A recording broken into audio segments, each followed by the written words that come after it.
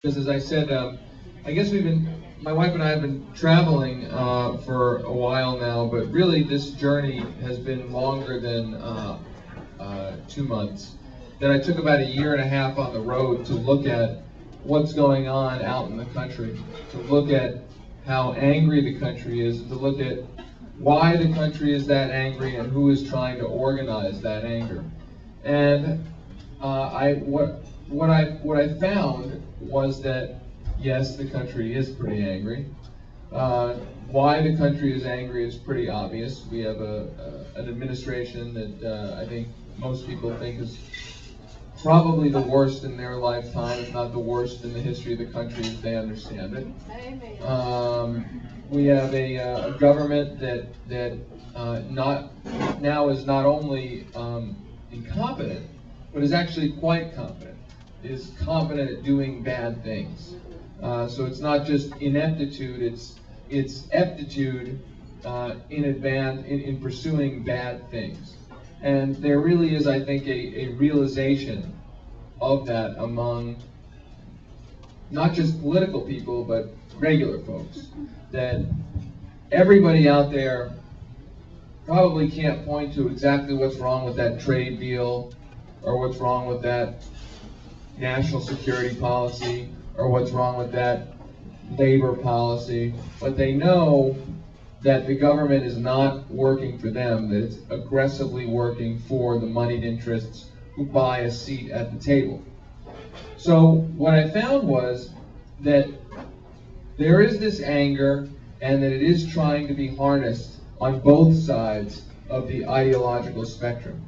That while this feels like automatically a democratic or progressive moment, that it's not automatically that moment.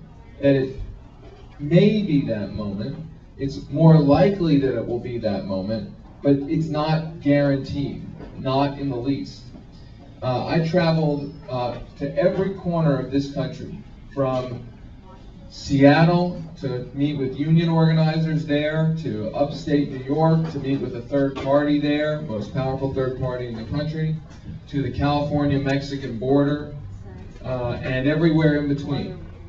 And what I think is going on is that there really is an uprising. And I define the term uprising as a mood of a country that is between the typical disengaged stasis that we're used to and those moments of full-fledged social movements that we read about in our history books, that we're in that middle state, sort of the primordial soup of social movements.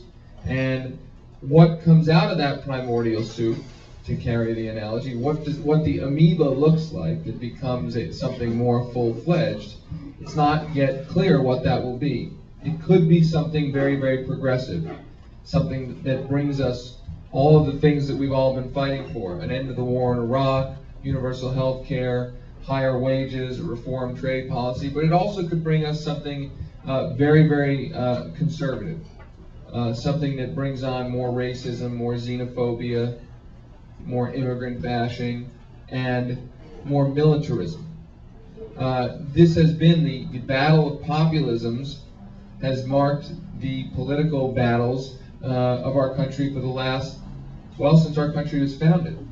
And the generation and the era that we live in, the conservatives have done a very good job of taking the us versus them question and making it one of ethnicity versus ethnicity, geography versus geography, gender versus gender,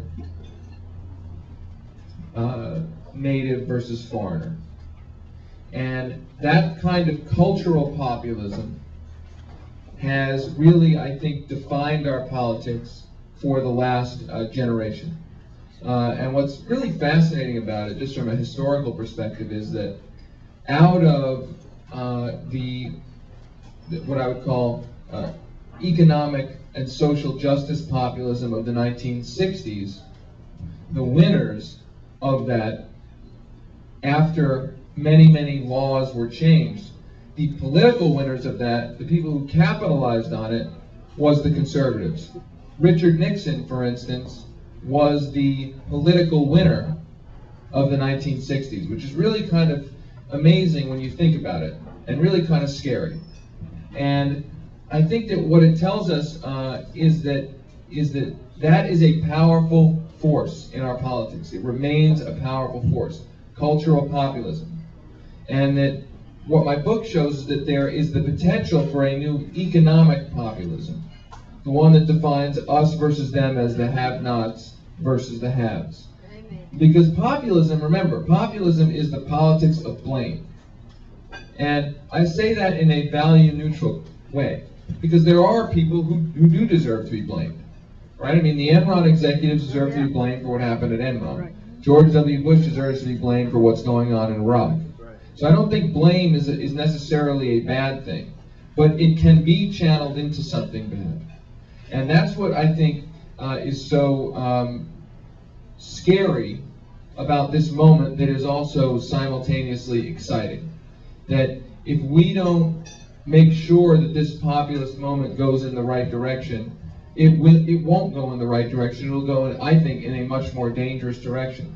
And I use this analogy of 1976 and 1980 for us